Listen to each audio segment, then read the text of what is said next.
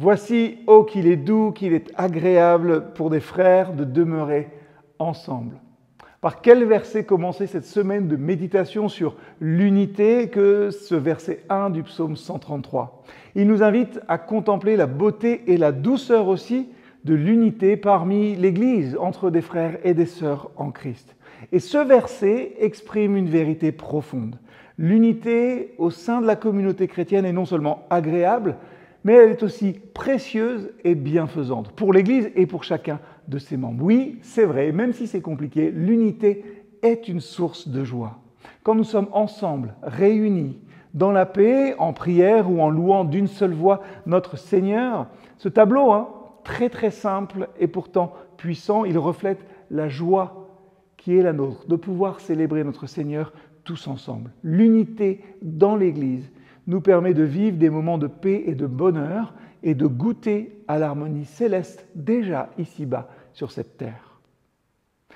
L'unité est aussi quelque chose qui est un témoignage de notre foi, mais plus que cela, un témoignage de la nouvelle réalité vécue en Christ. Quand nous vivons en unité, nous témoignons de l'amour de Dieu pour le monde.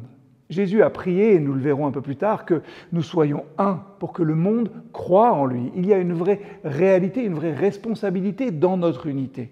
Notre unité doit être le reflet visible de la présence et de l'action de Dieu parmi nous. Elle démontre que, malgré nos différences, l'amour de Dieu est assez puissant pour nous unir les uns avec les autres. Ce psaume 133 continue en décrivant l'unité comme de l'huile précieuse qui coule sur la tête.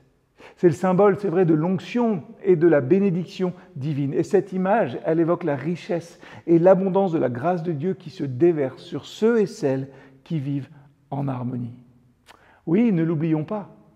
Notre unité, si elle est une source de joie, si elle est un témoignage de l'amour de Dieu, est aussi quelque chose qui apporte des bénédictions spirituelles profondes, telles que la paix, la croissance spirituelle et la force collective. Ne l'oublions pas.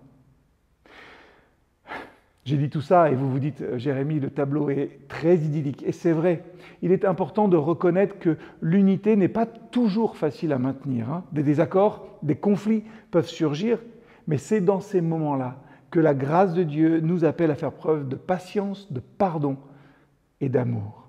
En surmontant ensemble, dans l'unité aussi, les défis, nous fortifions notre harmonie et nous sortons plus forts et plus proches les uns des autres. Ainsi, vivre en unité demande un effort conscient et collectif. Ça implique, c'est vrai, de privilégier le bien commun, de valoriser les contributions de chacun et de chacune et de rechercher la paix. Alors, travaillons ensemble pour édifier, construire l'Église. Nous expérimenterons alors la joie de voir le corps de Christ grandir et prospérer.